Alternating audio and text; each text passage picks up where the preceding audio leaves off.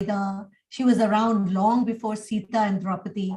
This is a book, it's a mythological fiction, but it is based on the Queen Vishpala, but reimagined a queen who has largely been forgotten. And there's actually very little written about her. Today, I'm speaking with Saiswaroopa, who is an alumnus of IIT Kharagpur. She was an investment banker, and then she has turned writer.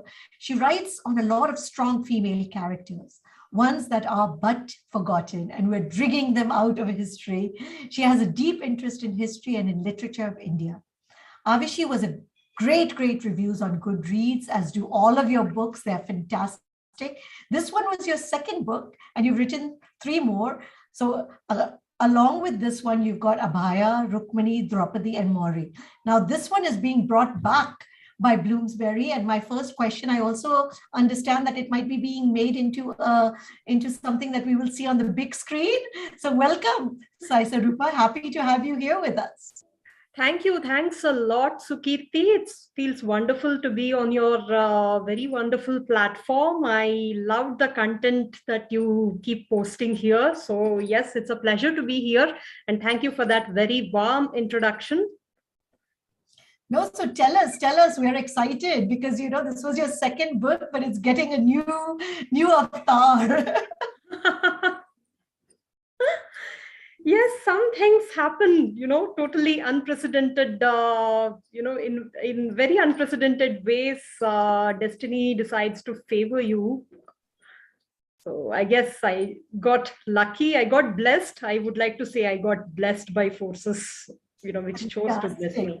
So tell us about this queen, this character. And Yes. Before we get into that, because she is from the Rig Veda. So what is the Rig Veda? When were the Rig Vedas? And what are the Rig Vedas? For those of us who are not so knowledgeable about this. Sure. So for Hindu civilization, which needs no introduction for us Indians, the 4 Vedas, right? They form the basis of everything that we know about Hinduism, right? They are the Shrutis. They have been passed through orally for a long time before even the written word was invented.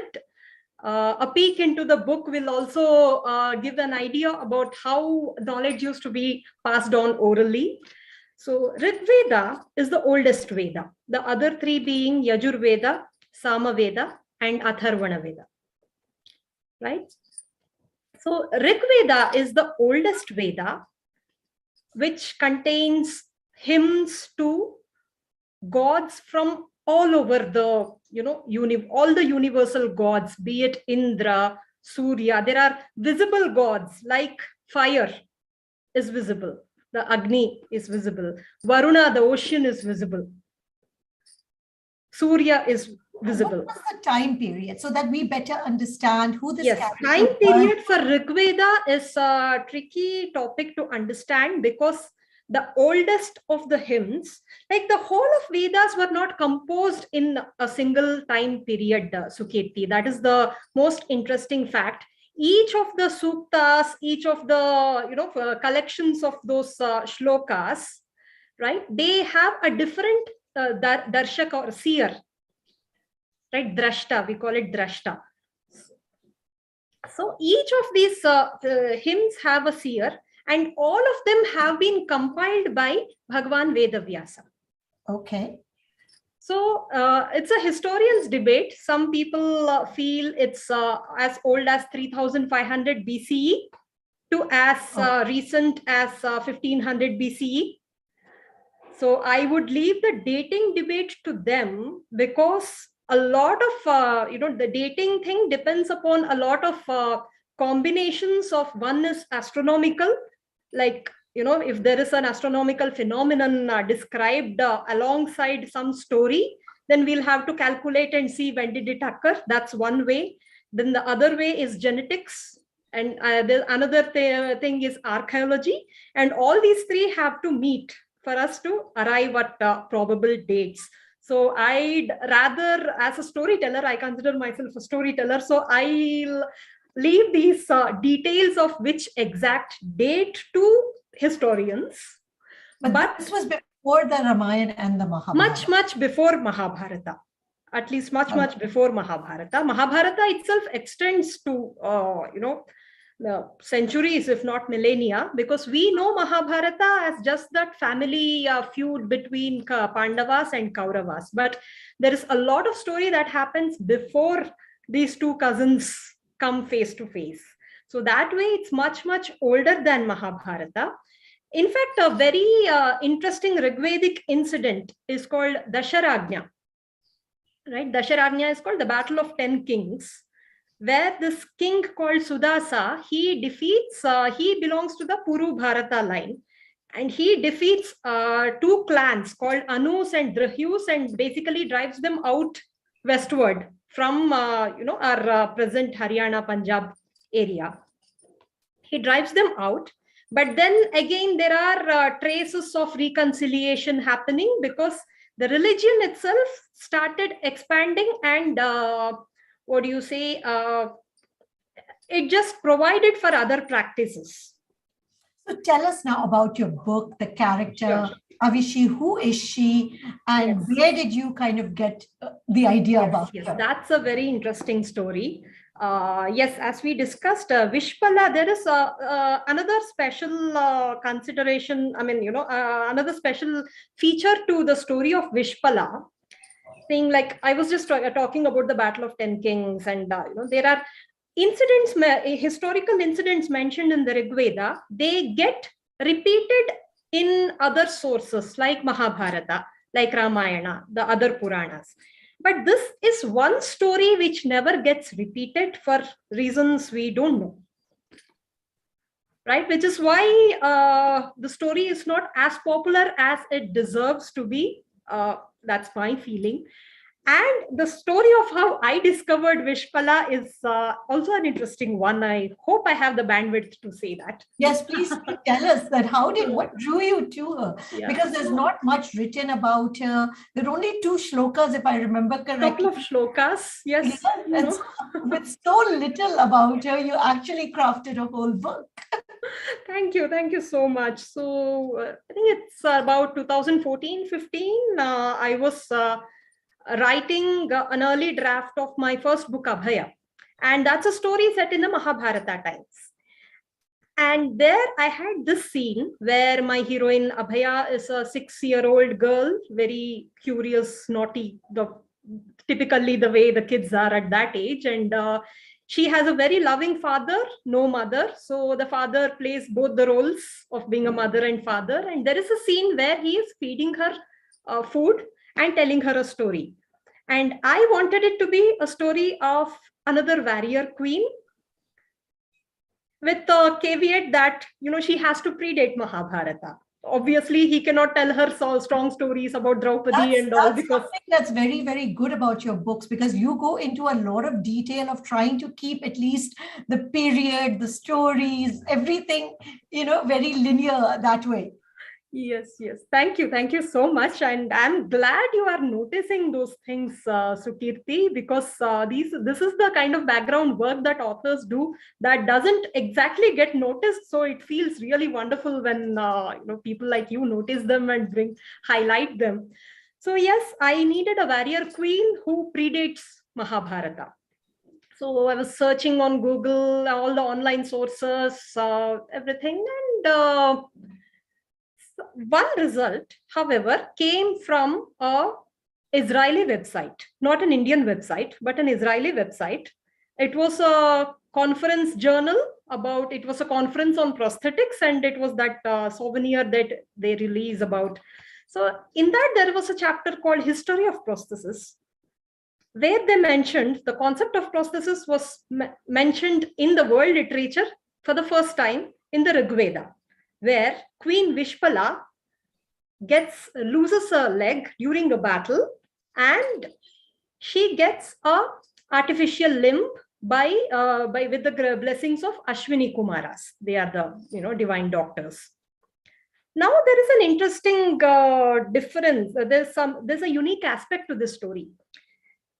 If it was just about gods and miracles, right? They could have given her a whole leg.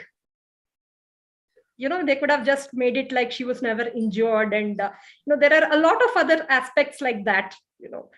but it was specifically mentioned that she got a metal leg. The word used is ayasa. Ayasa could mean iron or it could mean copper. So it's Again, the first that's robotic leg also. exactly. So that's again a historian's debate of whether it is Iron Age, Copper Age, Bronze Age, and all that. But the fact remains that it's the first case of prosthesis. If you consider it history, then it is in some way it was true, if not in such a poetically fantastical way, but in some way it is true. But either ways, even if people don't consider it true, it's an idea that stayed on and is being practiced for millennia. No, but it's fantastic because you also talk about Vedic India's, I mean, that it was very, very advanced in science and society those days. Yes. Was quite advanced. And these type of clues really give us that inkling about how advanced society was. Tell us a little bit more about that what was society like, especially in the Rig Veda, because it is really fascinating because the way you describe it, and especially for women, it's an eye-opener. Yes. Because Rig Veda is one of the, among the 4 Vedas, Rig Veda has the maximum hymns where the drashtas are rishikas, female rishikas. Right? We can Ghosha, Apala, Lopamudra, all those Vagambrani, that's the most, I would call it a kick-ass hymn in Rig Veda. It's called Devi Suktam, because a lot of suktas, they venerate the deity in the second person. Say, you are the, creator or, protector, whatever. But only Devi Suktam says, I. It comes with that, the union between the god and the seer. Right, so Devi Suktam. So Rig Veda, we just don't need any more proof that in the Rigvedic period, education was, given to both genders without that discrimination. And how that education got used is another topic. But at least at the knowledge level, it was given to both the Rishikas, as there were Rishikas, there were Rishis, there were warriors like her. And there were people who there were women who drove chariots like Maudgadini. They raced. It's a chariot race, story of what a chariot race. So there were women in every walk of life, right? From rishikas, warriors, business women, and in the hard labor, zones of hard labor. So it was essentially a very egalitarian society when it concerns especially the gender parity. And also, I think very interesting was the notion of marriage. So talk a little bit about that, because this concept of marriage and the evolution of marriage, we're always curious about this. Yes. So institution of marriage, again, is one of my favorite topics of, the research and thinking and pondering, continuous pondering, because we live in a time of flux. Especially the last 3 or 4 decades have seen a lot of changes in the way, we are perceiving marriage now. Yeah. Yes, the way it was, say 4 decades back or 4 or 5 decades back, the way women, the education was, the way women got into the field of education, it was considered a breakthrough when, there was a first, okay, she's the first woman doctor, she's the first woman engineer. It's rightful to celebrate them. We have to celebrate each of those icons. But then we came from a civilization where it was the norm. Right? Yeah. So we are rightfully claiming back what actually belonged to us, which we lost because of a lot of flux, insecurities, paranoia, all that which followed a whole period of invasions and all that. So yes, Rigvedic India was egalitarian. And as you very rightly pointed out, religion and science were not at loggerheads with each other. Right? They used to proceed, in tandem with each other. People of religion did not consider people of science as a threat. And, great chance that a person of religion is also a person of science. Yes. So because we have, we have prayers like, Ayurvedic doctors have specific prayers. And engineers, the sthapatis, have specific prayers for Vishwakarma and all that. So we have deified science in our own way, right? Because we are also nature worshippers. So however we develop, whatever tools we used, like we have Ayudha Puja, right? During Navratri, we worship our vehicles, our laptops, everything, because even those, every tool is considered divine.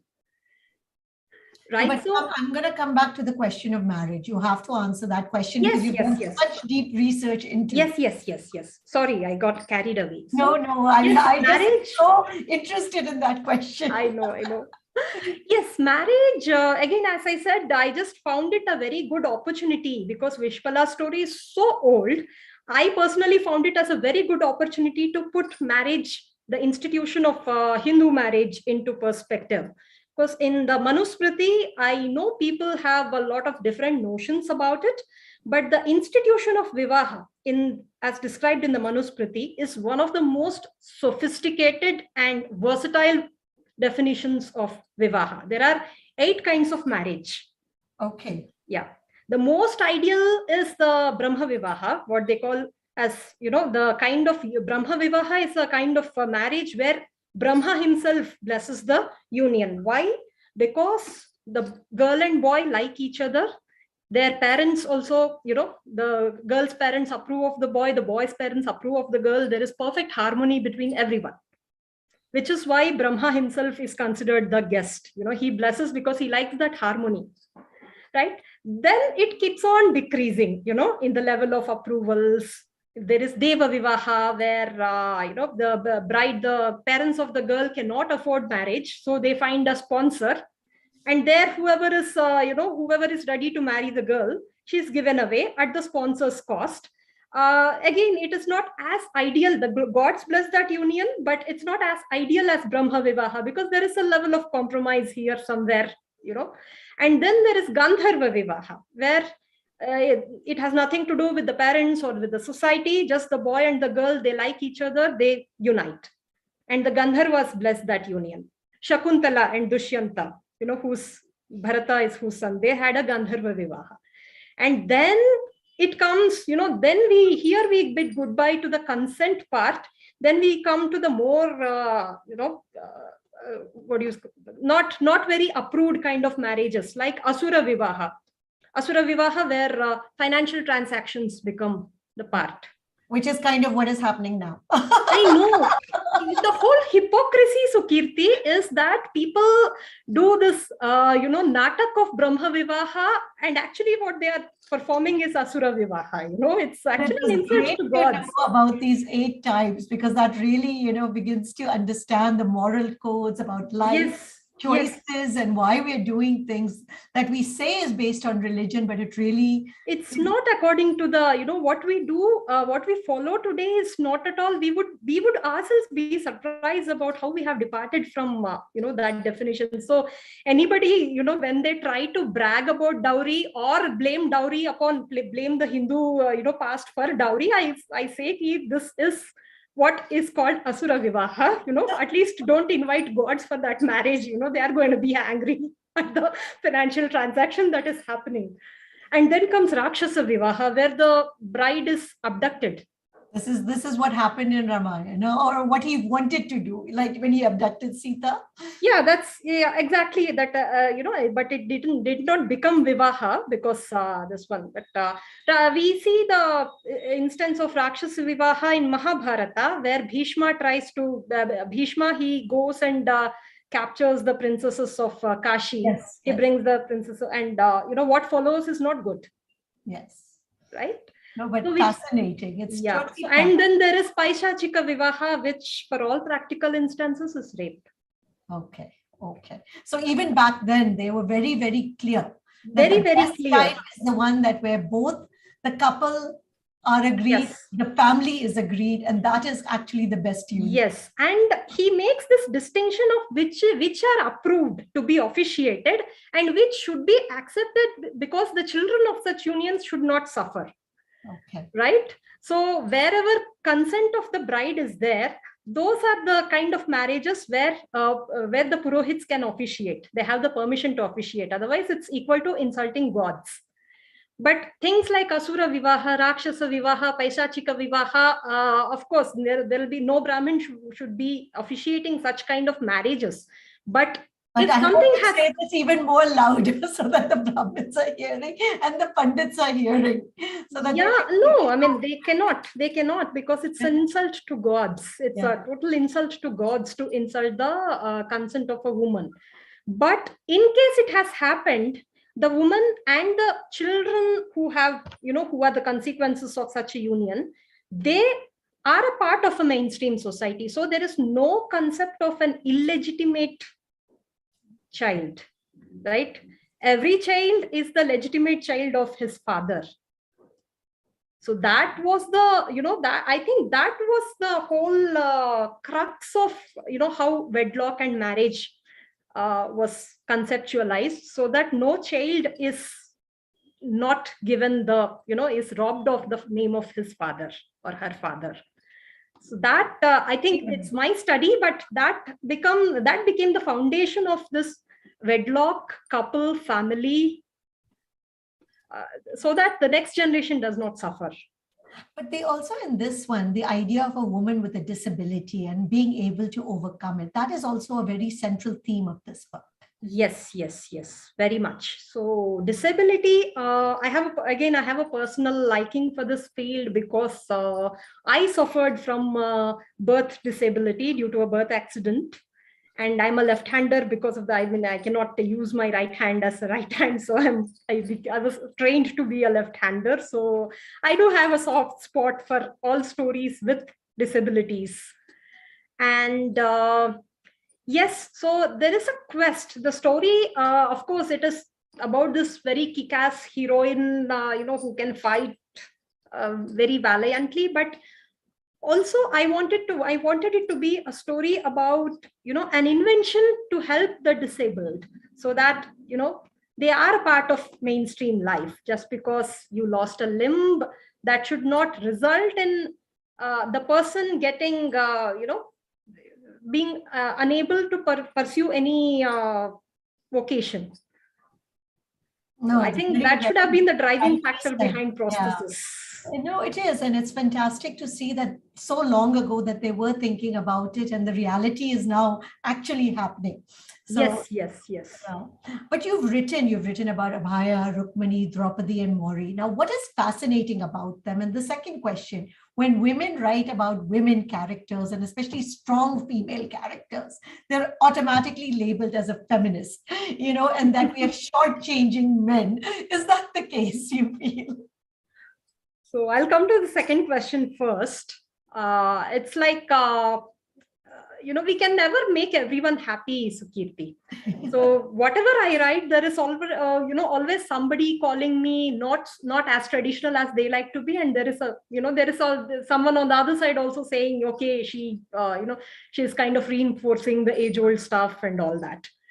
So yes, people also have their own journeys. We are having our own journey, and those people also have their own journeys. So there may be a time in future where their opinions will converge with ours. That's fine. Let them have their own learning curves. But yes, women writing about women is very important for two reasons.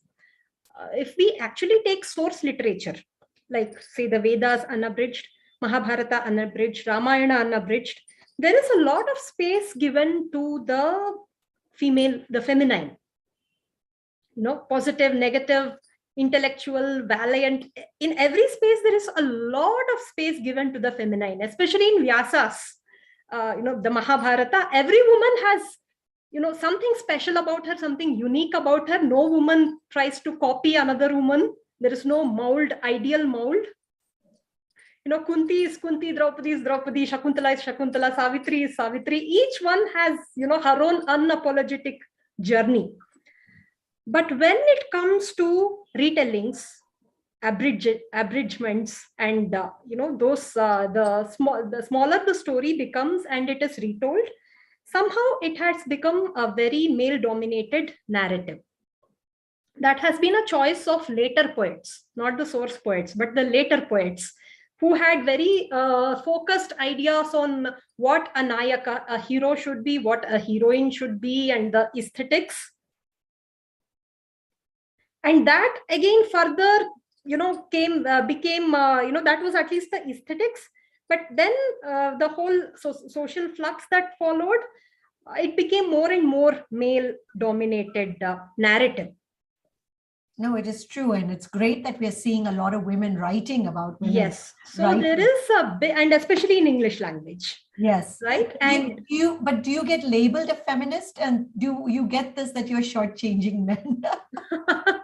I make a conscious attempt not to shortchange men, at least because I love exploring male characters in all kinds of situations. I love exploring relationships, the male-female relationships, whether it's a brother, sister, father, daughter, lovers, mother, son. I love exploring all those relationships and, exploring both the genders. So I try my best not to shortchange anybody. And it's difficult to shortchange, Sukriti, if I can, share a secret.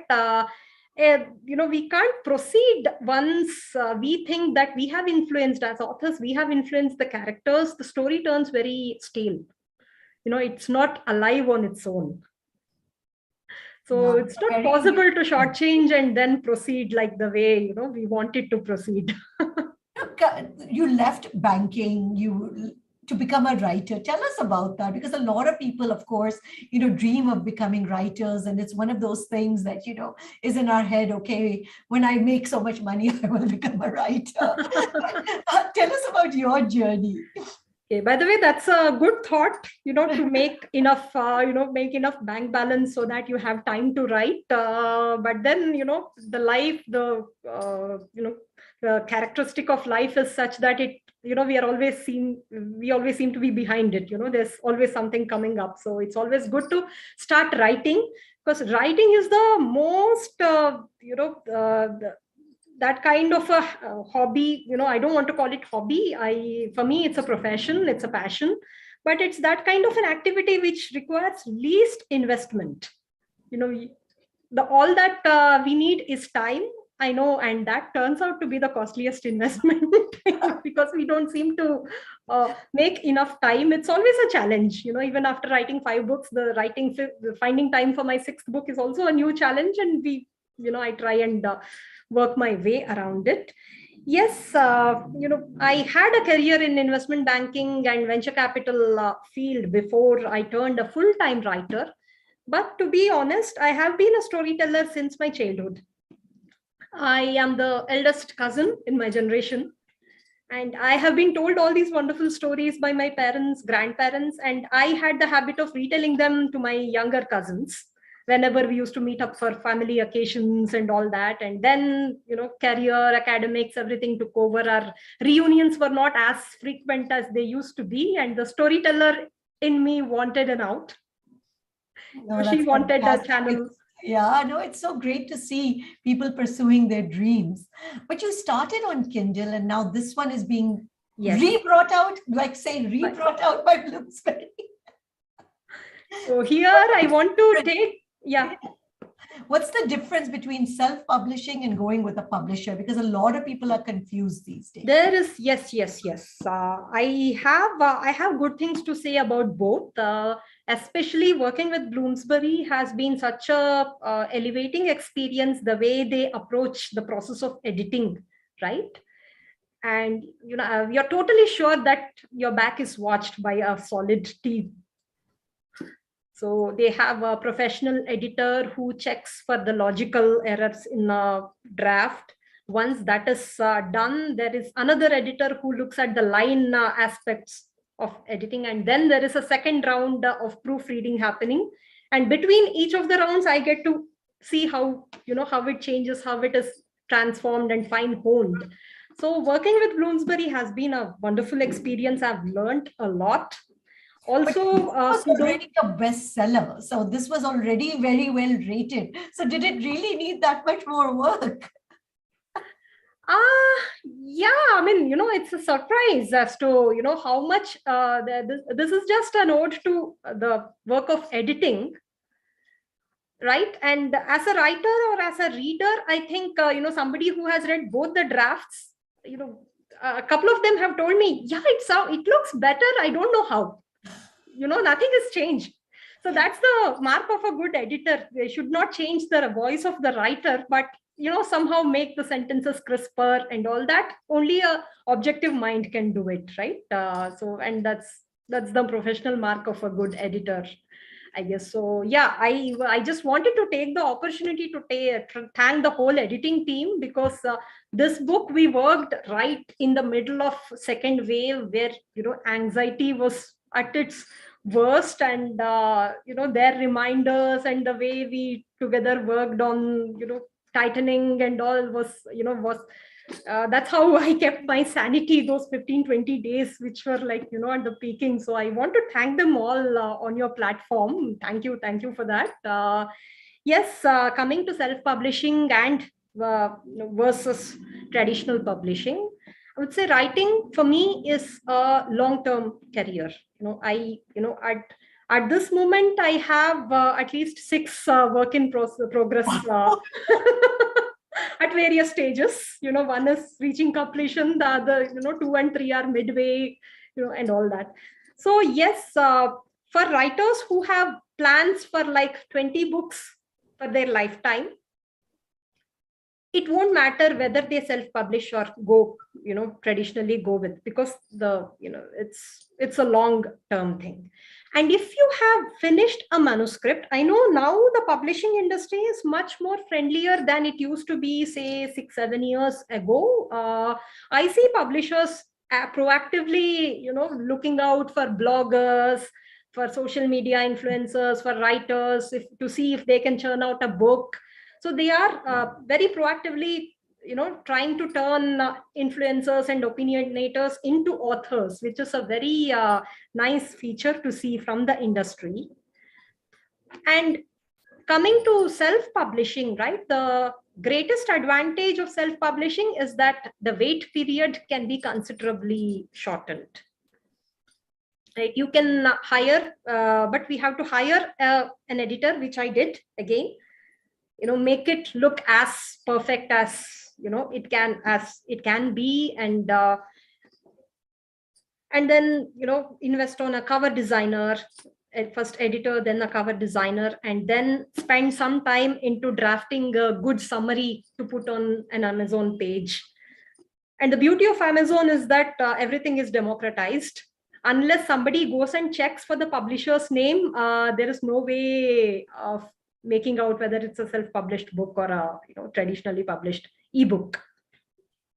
No, that is fantastic. Now let's talk about this whole genre of mythological fiction, because it's really emerging right now, the reconstruction of stories. How do you stay true? Because, a lot of people also say there's a lot of liberties being taken. So are these really even, mythology anymore, or are they just fiction now? So the concept of creative liberty is not wasn't born in 20th century, Sukirti. So the oldest poet who has taken liberties with the source story, I'll say, is Kalidasa. If we read his Abhignana Shakuntalam and compare it to Vyasa's version of Shakuntala story, there are tons of differences. The whole characterization of both Shakuntala and Dushyanta is so different in Kalidasa's version than from Vyasa's version. But then there is beautiful aesthetics that Kalidasa has brought in, which sheds light into the times that he is living in. So the whole purpose of I call it Puranic fiction, people call it mythological fiction. The whole purpose of this genre, whatever language it is in, it's about looking at contemporary situations in the light of a timeless wisdom. right? So yes, whenever he existed, Kalidasa existed 4th century AD or something. He had certain his own time, place, situation, things that drove his creative liberty. In 21st century, we have our own coordinates driving our purpose of rewriting it, and maybe 500 years later they'll have their own ways of looking at the ancient past. So it has been it's an aesthetic notion, and it's not something rebellious or something that we invented just to mock at the source literature. No. But yes, the way I would, as a storyteller, the way I would channelize my liberty is, again, let me quote a story about River Ganga. Right, and River Ganga was brought down by a king called Bhagiratha because he wanted her to bless his ancestors. He had this single point focus in his mind, and once she started following him, he followed a certain path, thinking that she'll follow him. But Ganga has other plans. She knows that she is here for a larger purpose, so she isn't like following Bhagiratha like a good girl. She has diverged into tributaries, then they again go back, they have their own journeys, they reconverge back. Ultimately, she reaches where Bhagiratha wanted her to reach, but her journey is vastly different from Bhagiratha's single.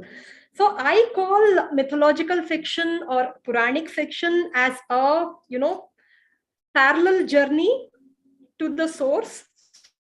Source is a highway, and this is that beautiful countryside journey where we get to observe a lot of detail. Nice. Now, of course, you kind of tempted us. You're almost finished with another book. So what will we be seeing from you next? So yes, the two books that I have in mind, I have just come a little more towards our time period, that is the 16th century. Not 21st century, but compare it to 3000 BCE. I guess 16th century is like really modern. I'm exploring the story of this queen who fought off invaders. I'm afraid I can, that's the all detail that I can share right now. That's an interesting project. And another thing I want to pursue, I've started upon it, is novel, again based in Mahabharata time period, but from a male perspective of a very undersung hero from Mahabharata, that is Satyaki, right? And it has been a creative wish for me to explore a story from a totally male perspective, just for a just as a creative challenge on whether now let me see what they'll say about a woman writing about man. Very nice. Very nice. We look forward to them, and thank you. I think you gave us so much wisdom in this very short time. Thanks a lot. I'm glad you found it nice and interesting.